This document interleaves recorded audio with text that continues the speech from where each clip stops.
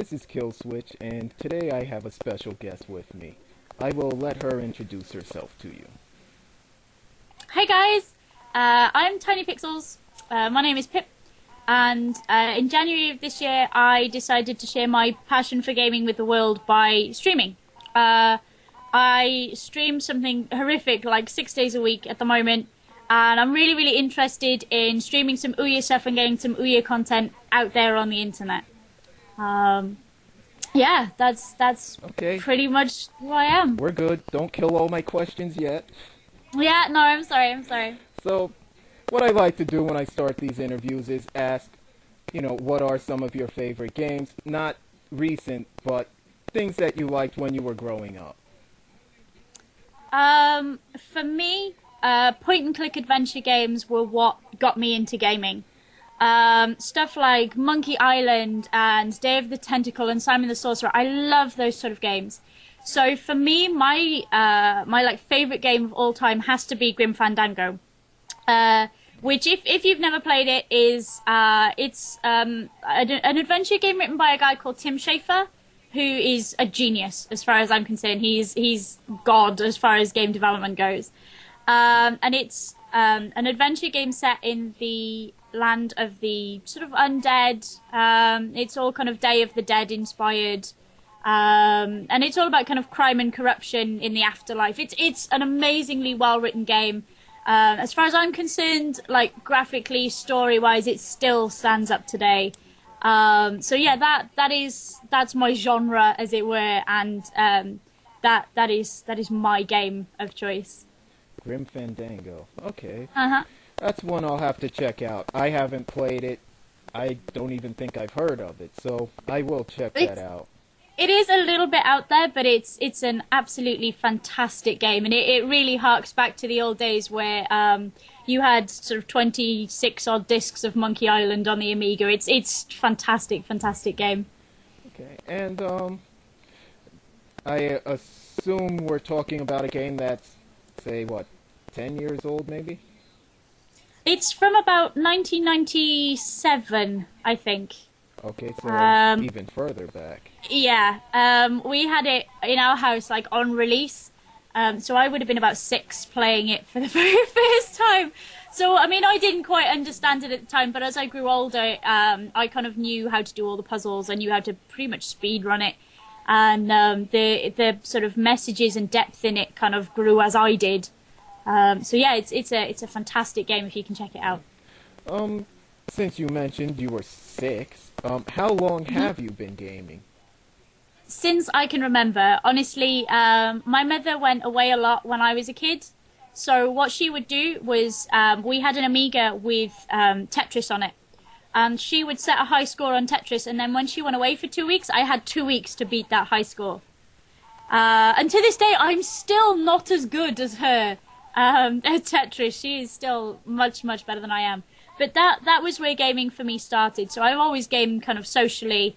I've always compared high scores. I mean, I remember while I was in primary school, we all had Pokemon Yellow. And going through Victory Road on Pokemon Yellow with all my classmates around me was amazing. So yeah, I've been gaming for as long as I can remember. It's always been a part of my life. I can't imagine how I would have grown up without it. So, based on that, what were some of your favorite consoles through the years?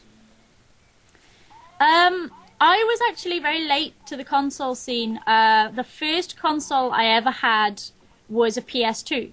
But before that, I had sort of all the little Nintendo handhelds. And I absolutely adored playing all my little handhelds because I could take it and I could show my friends and things.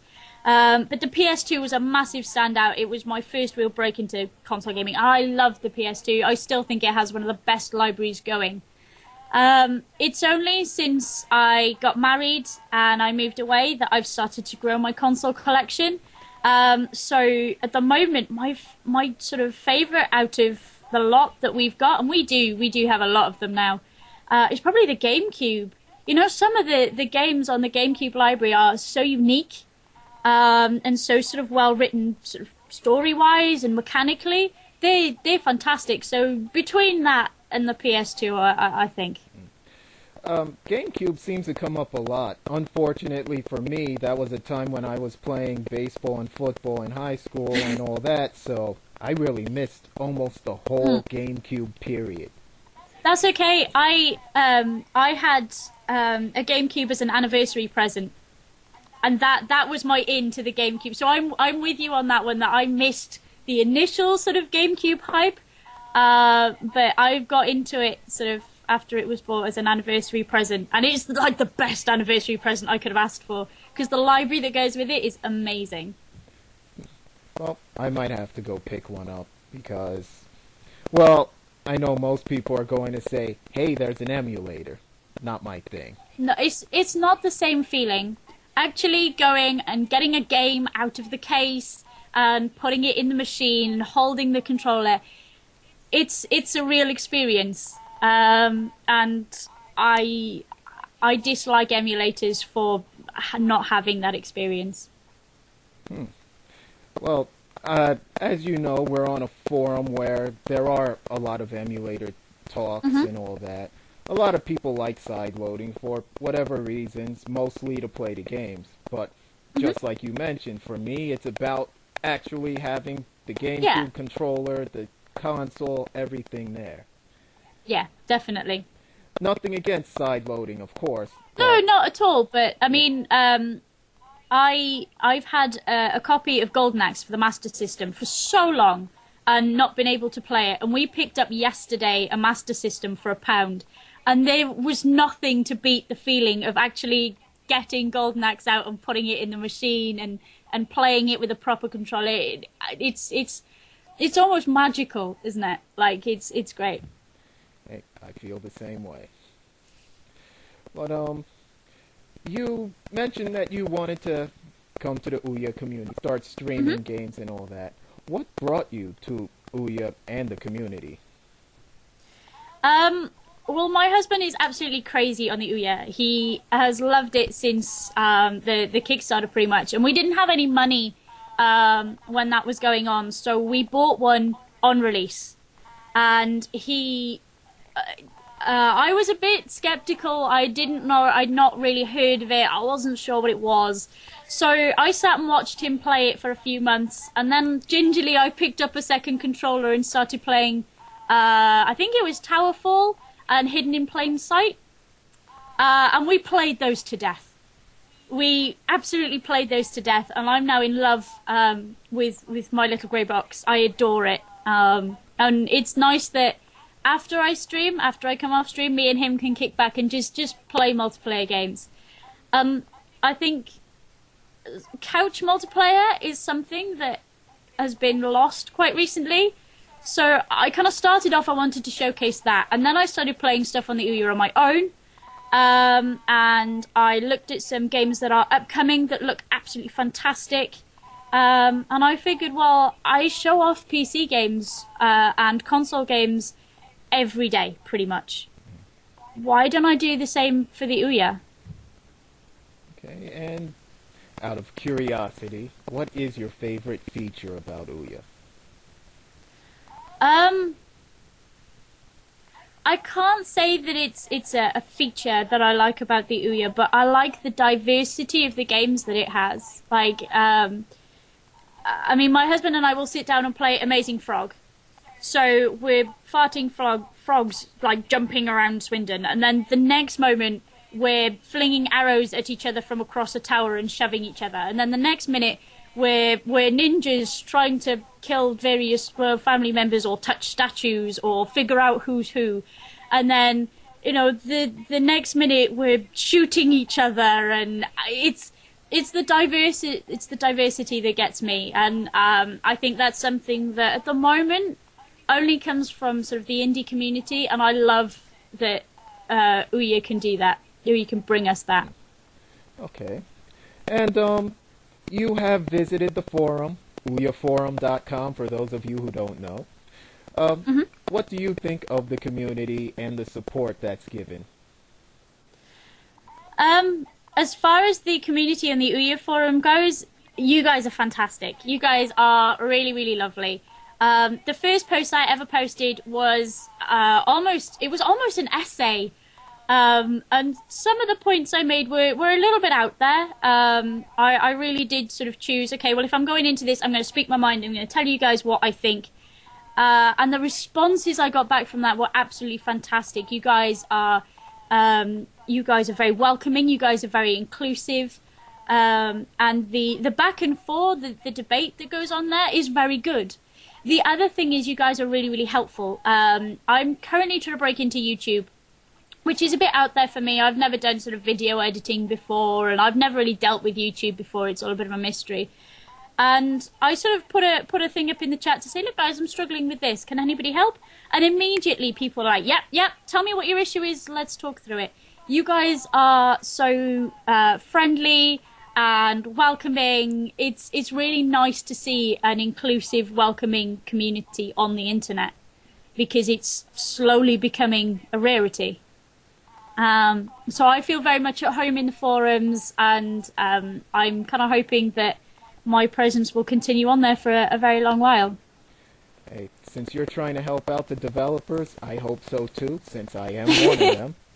Mm-hmm. Speaking of that, you were mentioning streaming on Twitch.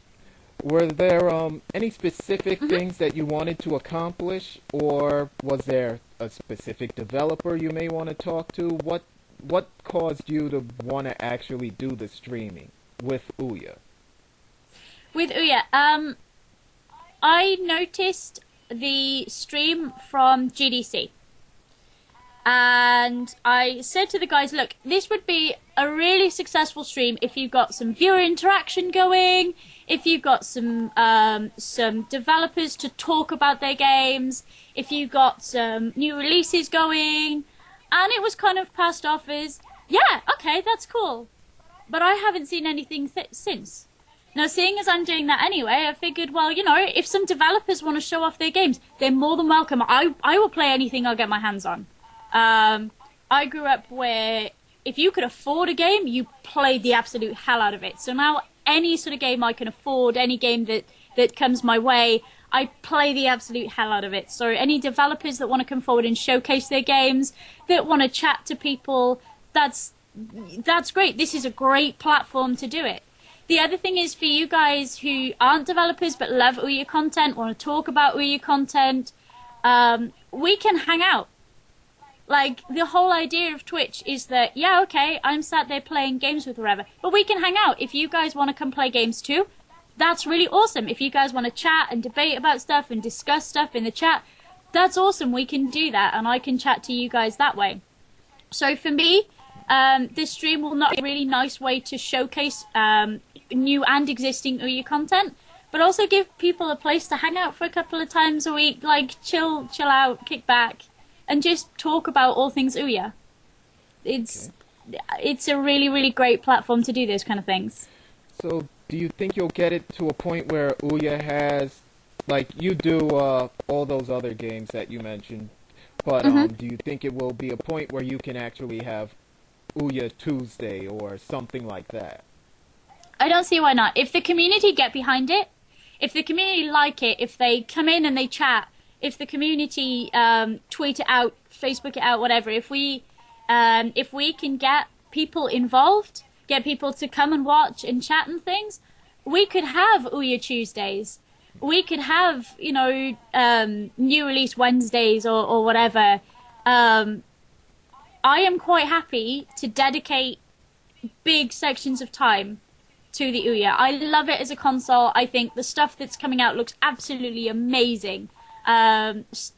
Lurking in the forums is great because you get to see all the new screenshots and you get to see, you know, what people are thinking about making, what people are almost done with making. I cannot wait to play some of these games. Honestly, some of them look absolutely incredible, and we are so hyped in this house for a good few of them. So, if the community gets behind it, yeah, we could have Ouya Tuesdays, we could have Ouya Thursdays, whatever. That'd be really, really awesome. That's good to hear, because another part of the reason I wanted to interview you was Ouya's developers need an outlet. They need more places where they can show their game, advertise, just anything to get the name out there. because there are some very good games that get neglected. Yeah. If you noticed, Ouya allowed us to have a playlist for the staff members. Yeah. Except for Pinball Arcade, all the other games were pretty much games that were neglected, left behind, and we wanted to bring them out to the public. I mean, Pinball Arcade you don't hear too much about either, but it's a little more popular than some of the other choices. And, you know, you look at the playlist, they're almost all the same. Towerfall, Amazing Frog, Meltdown, Neon Shadow, and then Game X. And that's pretty much it. So we wanted to show those games a little love, and, you know, something like what you're doing can also help for those who just need another place to go.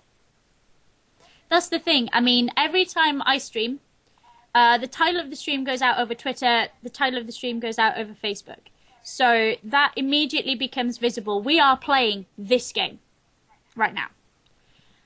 If it's a title that needs a bit of love, then get involved. Get me to play it. We can showcase the gameplay through the stream. We can get talking about it. We can get people talking about it. We can get it noticed. With a little bit of community involvement, Twitch is a fantastic platform for getting stuff noticed. I mean, things like, there's a lot of PC games at the moment that are on their way, that are being showcased through Twitch, and games that nobody's ever heard of before, people are picking up and going, wow, you know, I saw that on Twitch and the gameplay looked incredible, and the people playing it were talking about it, and the developer was in the chat talking about it, and things like DayZ. DayZ took off massively when certain people were showcasing it on Twitch. People were saying, look, this is the next patch that's coming out, and we're going to add this and this. Let's see how it plays out.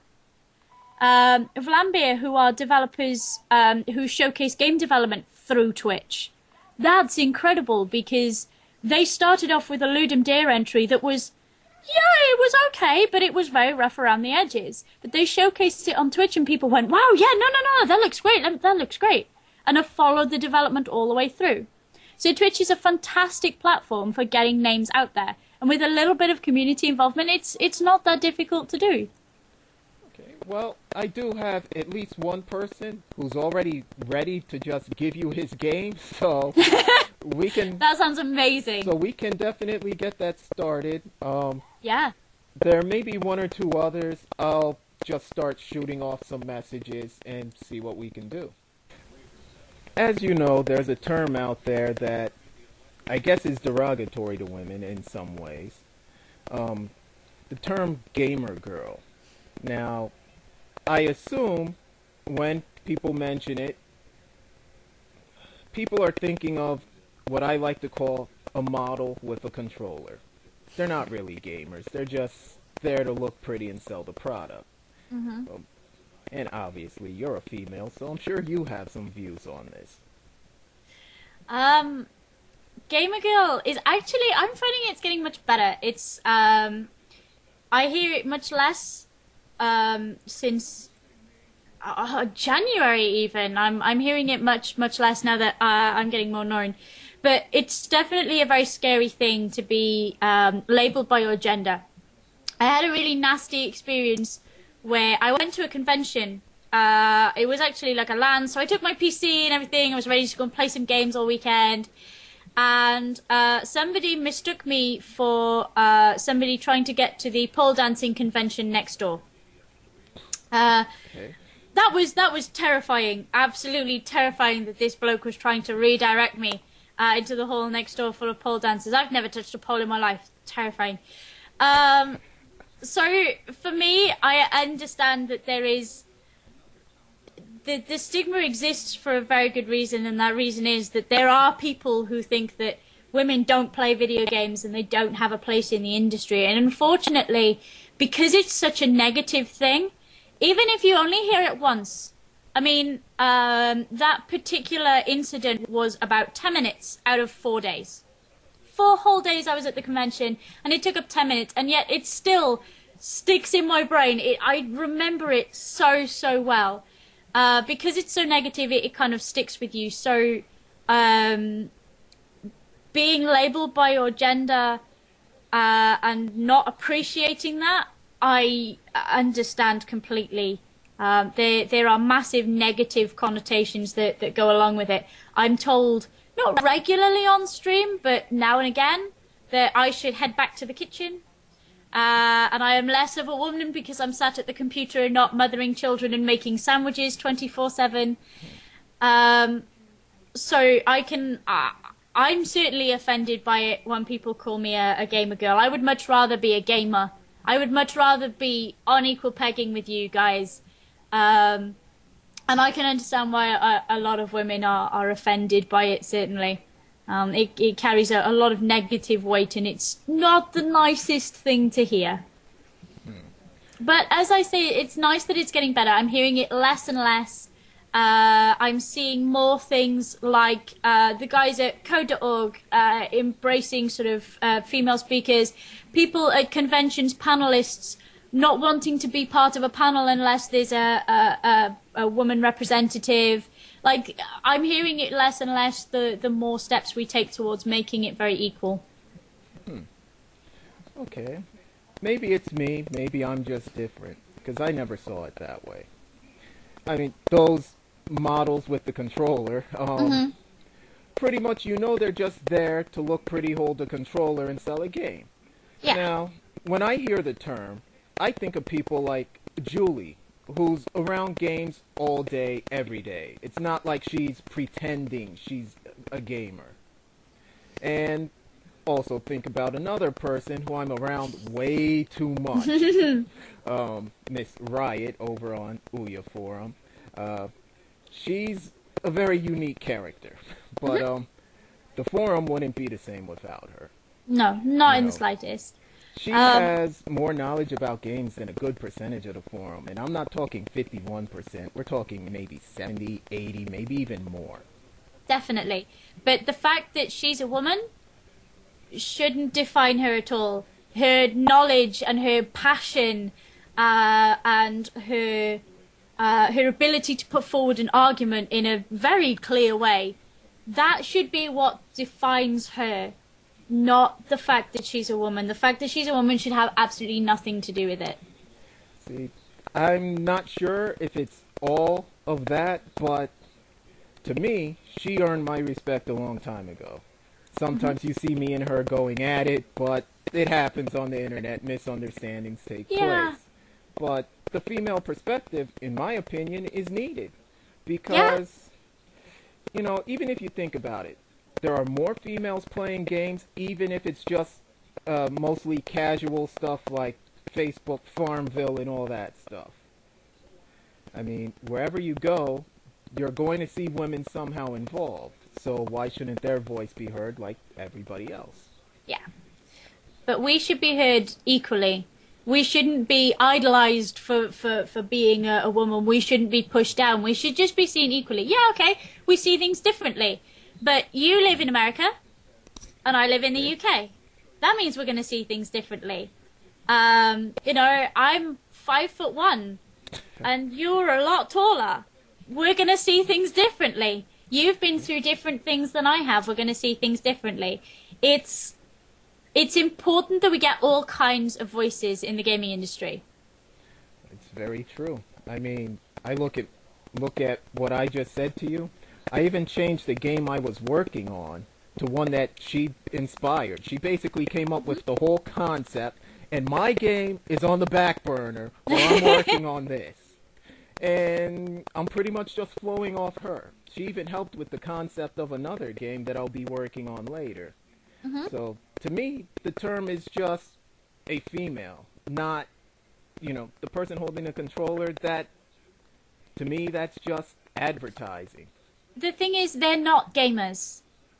We're gamers. And it doesn't matter if we're girls, if we're guys, if we're American, or if we're British, or if we're Welsh, or whatever. That doesn't matter. The thing is, we're gamers, and we all have different voices. Each one of us has got something different to put forward.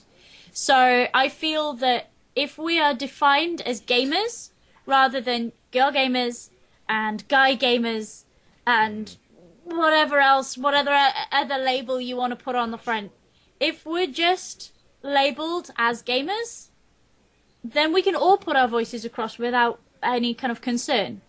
At the moment, if you are labeled as a girl gamer, it's very scary to put your opinion across sometimes. Because that stigma exists, it's scary to speak up because that stigma kind of makes your opinion not less valid, but perhaps less respected. So if we have to label at all, then gamers are gamers. Gamers are gamers. Everybody is the same. Okay, we've all got different voices. We've all got different outlooks, depending on where we come from, what our background is. Gender does come into it in what that voice says, but it shouldn't split us half and half. It shouldn't split us as much as it does. We should be one collective rather than, well, he's a gamer and she's a girl gamer, and, you know, we should be sort of one big collective, because then you've got all sorts of different things going on. You've got all sorts of opinions and reasons and ideas going forward. And that's awesome. That makes for a far more sort of diverse scene as far as the gaming industry is concerned. And that's great. That means that we don't get just boring shooters constantly, or we don't get labelled as basement dwellers constantly. You know, it gives some diversity, and that can't be a bad thing. You know, guys can come up with more than shooters, right? Just throwing that out there. Really? But to me, I never saw it like that until you mentioned it, and maybe one or two others. I always just saw it as a female who plays games, didn't even think of it like that, but then you have to think about in normal everyday life. You have things like racism, women's rights, all those things. Not to put them in the same, it doesn't have the same effect, but it's still somewhat of the same type of issue. Yeah. Of, I guess, segregation, for lack of a better word. But I really never saw it that way. I didn't realize there was a problem, at all, until I went to college, and I took my Game Boy into college. And somebody implied that I was vying for male attention because males play games, and I was trying to look cool to them. If I wanted to look cool to guys, there are much easier ways to go about it than trying to finish Pokemon runs. That's true. There are far easier ways than trying to do EV training, and catching shinies 24/7 throughout the night. For a long time, until it affected me personally, I wasn't aware of the issue. So maybe there's a degree of that in it. I mean, now with the streaming, because I'm in the public eye a fair bit, I hear it a lot. So I'm beginning to understand the degree that it affects people. So yeah, maybe it's a thing where unless it affects you personally, or if it affects somebody who speaks out to you, you don't feel the weight of it. You don't get that it's an issue. See, maybe it could also be a cultural thing too, because you have different countries where women aren't treated. Well, let me rephrase that. Because even here, there are women who are not treated the same. Even if they're at the same level, same job and everything, you won't be treated the same. But there are some countries in the world where you go and women are treated like exactly what you mentioned before. Should be in the house cleaning, having babies, or whatever. Yeah. Because as a contractor, I have worked for a few where the women are just cooking, and they know when the guy gets home, have the slippers and dinner ready and that type of stuff. So it could be a little of that too. It's also here, definitely. It's also built into our history a little bit. My grandmother, when I was growing up, always taught me that the men get fed first. In the household, the men get fed first when they've come back from work, and then everybody else. So it's an idea that is it's being changed and it's being challenged, definitely, but it's kind of built into our history and, as you say, our culture, and that's a real shame.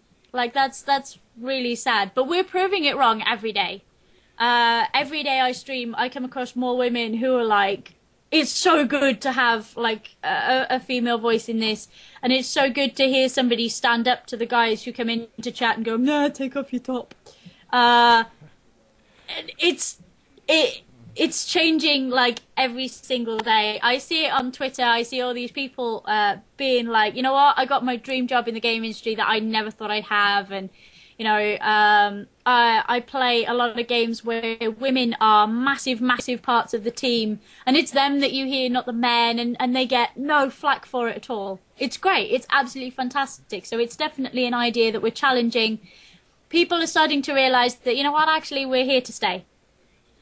You know, and thinking about what you said before about the UK, my sister is over there. She's been there for however long she's been there. I remember her husband telling me a story, because they live in London. And he told me this story where things like, if they went horse riding, it would be seen as like being like upper class or something, like you're above everybody. But yeah. For me, I could go 5 miles down the street, there's a little horse stable, I can go ride a horse, you know? I can go ski, but for him, it was so much different when they got here. They had to do everything, because they can't do it over there without being seen as, you know, above everybody. So, definitely... It's really strange. Cool. Yeah, people's perceptions culturally are very strange. I mean... the horse riding example, I grew up around horses. I've ridden horses pretty much all my life. And as I say, it's considered like a middle class, upper class thing. When I was little, my mum and I, we used to do door to door sort of catalogue sales to raise money. We literally scraped the barrel for money. We were as working class as it got. But yeah, I had this middle class pastime that my mother had a horse that she'd had, you know, for years, and so we looked after him and we looked after us, and that's what we did. So perceptions are a really strange thing, and yeah, it's definitely a cultural thing, and it's bizarre. It's so bizarre that going back to the video game thing, that women don't play video games, like. That's ridiculous. Why not? It's not a particularly male pastime, because what are you doing? Pushing buttons. We can do that. It's bizarre. It's really bizarre. I guess somebody out there thinks you can't. I don't know who it is. That's cool. Me and the other female streamers I know, the other female gamers I know, all the cosplayers that come to convention, all the guys that I go to LAN with. I've got loads of girlfriends that I go and meet up there, and we go and play some cards with Cards Against Humanity, and we play some League and stuff like that. You know, we're there to prove those guys wrong, and that's fine. That's cool. We're happy to do that. We're happy to stay. Hey, I think it's cool that there are women in gaming, because after a while, you do kind of get tired of Call of Duty this, Call of Duty that. Yes, there are a lot of them. But some of us would actually like to play other games too. You know what? There's nothing wrong with the early Call of Duty titles. Nothing wrong with them. Okay, well, now I have a woman who said she plays Call of Duty, so... The early titles. Please don't affiliate me with the nonsense they've put out recently. Okay. I'll make sure to note that. Because, obviously, it is a term that does affect people for whatever reasons. Yeah. Whether it's, you know... Because I think it just mainly goes back to the whole advertising thing, because... What other reason would it be that offensive? I mean, it could be my view, because here we're allowed to have a freer, I guess it's a freer culture than a lot of other places, and that may be why I see it so much differently. Maybe, yeah. To me, if someone said gamer girl, you know, Julie, you, not...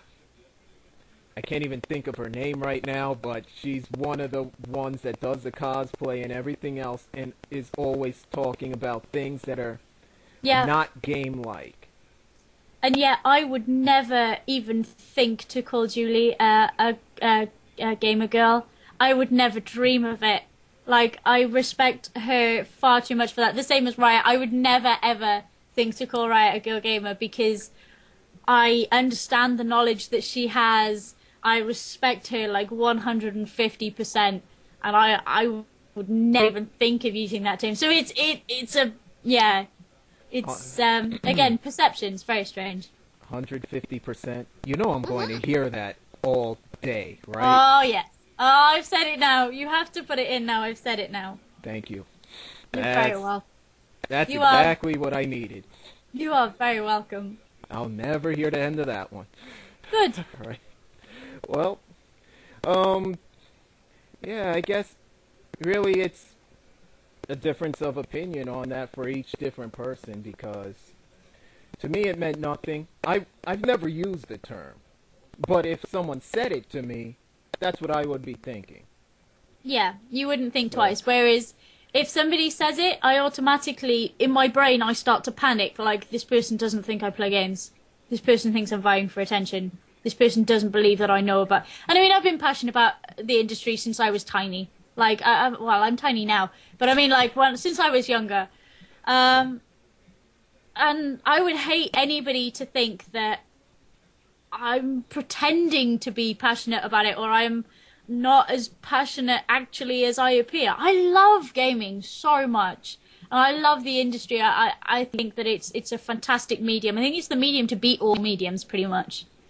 So for somebody to think that, or somebody to imply that I'm not that into it, it makes me panic a little bit.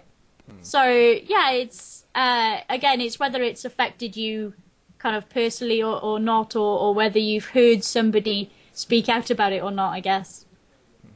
Well, from watching your stream, talking to you here, talking to you on the forum, I know you definitely have a passion for this, just like many others. Mm-hmm. And maybe that's another reason the women that we do have on the forum don't speak up. Because Riot's not the only one, it just seems like she is. I could tell you there's maybe about at least 10 that I know of. They may have one or two posts from almost a year ago and then nothing. Yeah. And it might be some of that. It may be something else, who knows. It is a male-dominated forum, so I guess it would be a little freaky for the women to actually say who they are. Because, well, you know how guys are. There will be the, like you mentioned, with... There's always one, yeah. Yeah, let's just leave it at that. Let's not go into specifics. No. You know how some guys are. Yeah. And I mean, that does put you off. I mean, there are certain places where games that I stream, where I won't actively advertise that I'm a woman. Most of the time, I put in my title, you know, Miss Pip is playing, what have you. There are certain places that I won't do it, because I know the reaction that you'll get. So I understand people who are a little bit worried about putting something out there.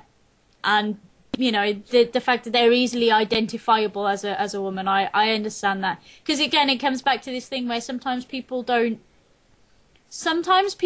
think your opinion is as not valid as such, but how do I word it nicely? Valid would be the word I would put. Yeah, you would say valid, because of your gender, and that's a scary thing to have to deal with.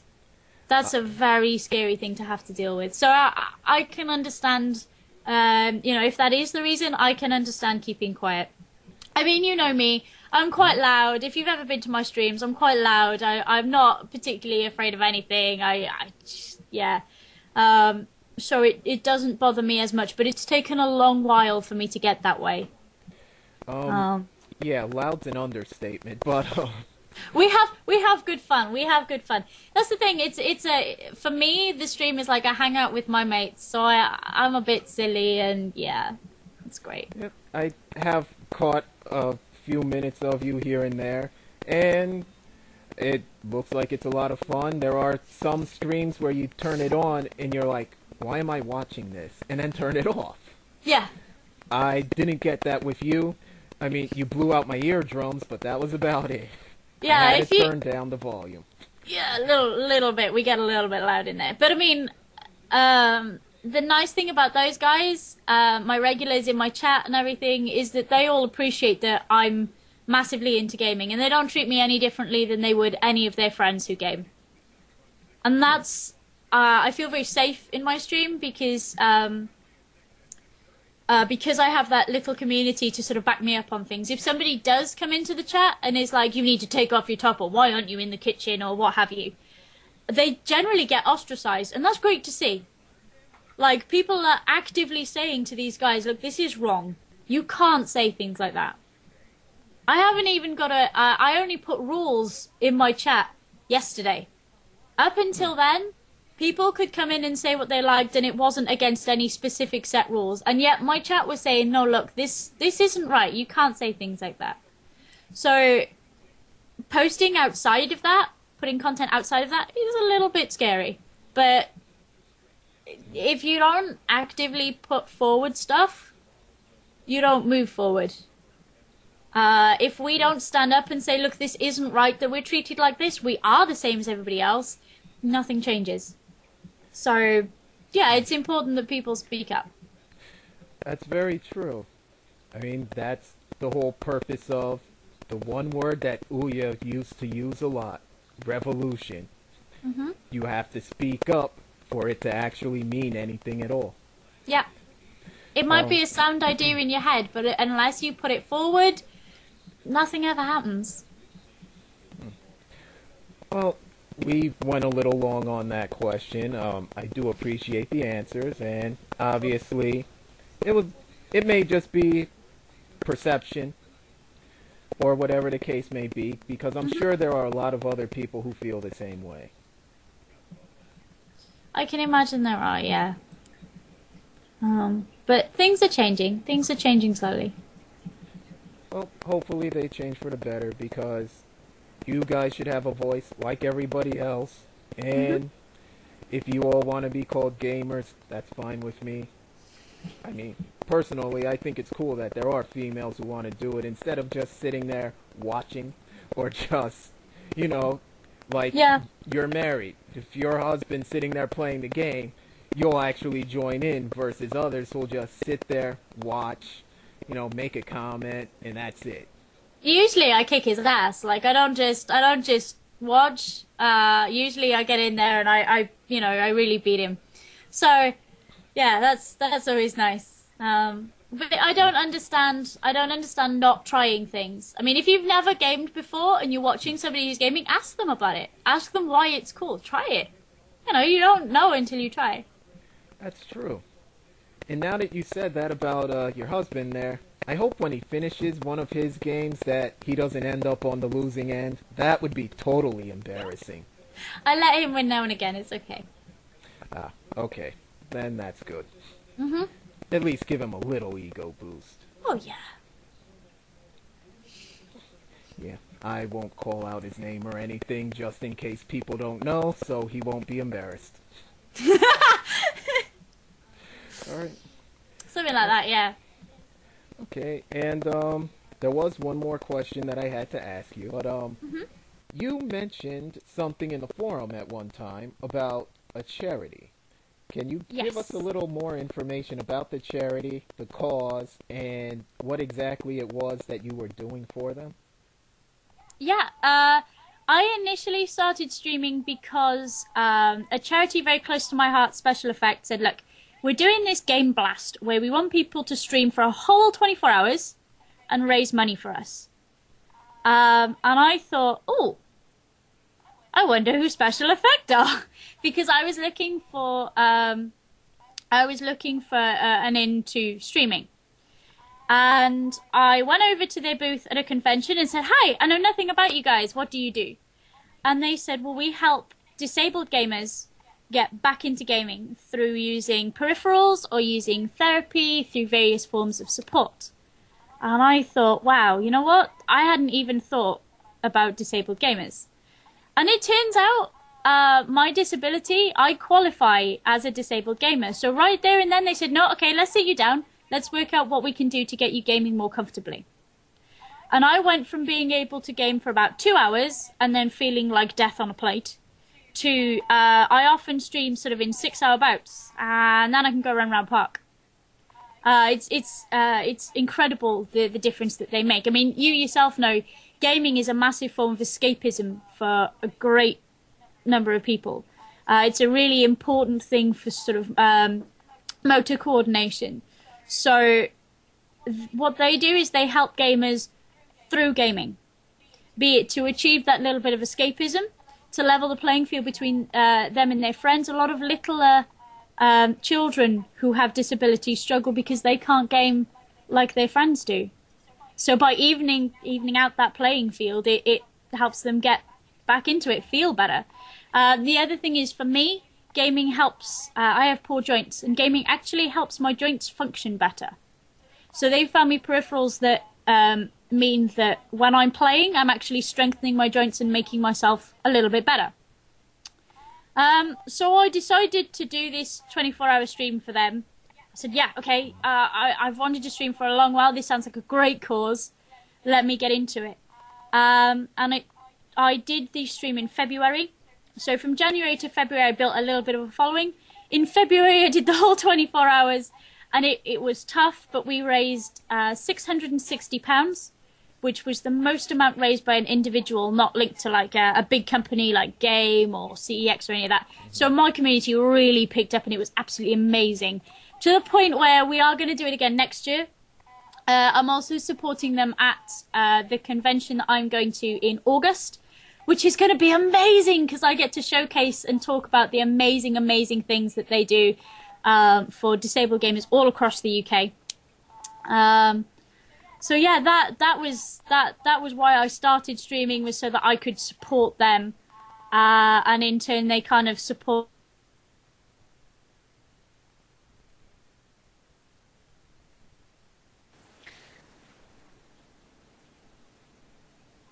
Okay, you dropped out.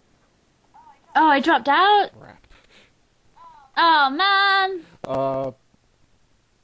I'm going to have to do some editing or something. You dropped out during that question. Okay.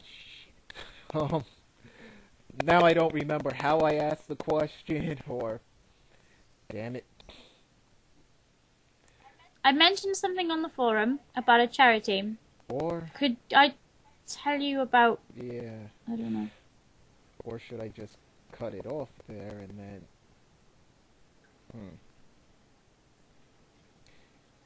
You know what? Let me, what I'm going to do... I think we had a brief pause before I asked the question.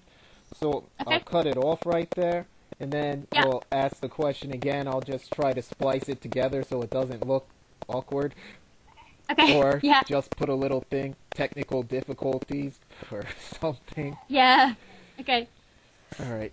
So, let's see. I'll rephrase the question because I didn't like how it came out. Okay. Got it. Got it? Alright.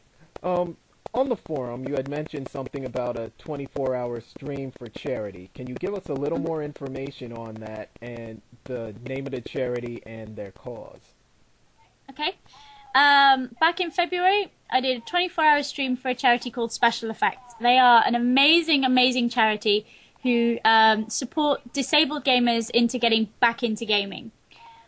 Gaming's a really important way of not only sort of escaping, it's a mass form of escapism, but also it's great therapy, both sort of emotionally and physically. So gaming as a medium is fantastic with its therapeutic value. So they help by using sort of various peripherals and various therapeutic methods to get people back into gaming. I met them at a convention. I fell in love with the work that they do. Absolutely fell in love with it. So I decided to take on their challenge of doing a whole 24 hours in front of the camera streaming games. And it was tough. I'm not going to lie to you. 24 hours is a long, long time to sit in front of a camera Yes, and play games, as easy as it sounds. But my community picked up massively. We did a really great job. We raised £660 for them, which is an incredible, incredible amount of money. I couldn't be more pleased with my community. They did so well to support me through it, especially the guys who, fair play to them, sat in the chat for the entire 24 hours. There were some people as crazy as I was staying up with me. But that is now going to be an annual thing. So if anybody's interested in supporting that in the future, end of February next year, I'm going to be doing another 24 hours. The next one's going to be really crazy. I'm going to be doing some karaoke and some dancing and some nonsense. And it's so much fun. And next year it's going to be really, really good fun. So yeah, that's what that was. And what is the reason that you actually went to talk to them? I'm a disabled gamer myself. I wanted to go over there after hearing what they did and tell them that they did a fantastic, fantastic job. That it was something that's not often thought about, and to support people in that kind of therapy is absolutely amazing. And it turned out that they could actually help me with my gaming. So I've got a mechanical arm that holds my controller in place now, and I have a special controller that has light press buttons and grips on the back. And both of those help me not only stream for longer, but game for longer. You've all had games, I guess, where you've gone, yeah, no, just one more turn, just one more turn. It used to be that my hands wouldn't let me do one more turn. I physically got to the point where I'd play so hard I couldn't press the buttons anymore, or I'd press the buttons and my thumbs would dislocate. So they've helped me with that to absolutely no end, so they're really, really sort of close to my heart. I love them dearly. Okay. Good to hear that there is someone out there for that. Obviously, if someone looked at you, they wouldn't say disabled gamer. It could mean many things, but you know what? Yeah. Obviously, what most people would think of. Yeah. So it's good that you were able to mention that and let us know exactly what it is. But unfortunately, I don't have any more questions for you. So this is the time where I let people just plug away at any special projects, websites, or whatever. As long as you don't mention Apple, we'll be fine. I'll try. The most important one, you guys, to check out if you are going to check out anything is Special Effect. They are absolutely amazing, amazing people. They do amazing work. They support so many people across the UK and beyond. They are... I cannot stress how important these guys are, not only to me, but to so many people across the country. So go and check them out. Special Effect, they are amazing. And I guess I should plug my own stream, really, shouldn't I?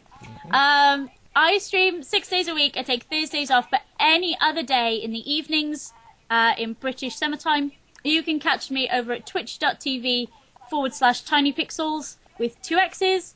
And if you're interested in any of the other work that I do, you can find me over at Tinypixxels with 2 X's.tv. Okay, and I am sure people will be checking you out. Well, hopefully. Everyone, that was Tinypixxels, and this is Killswitch signing off.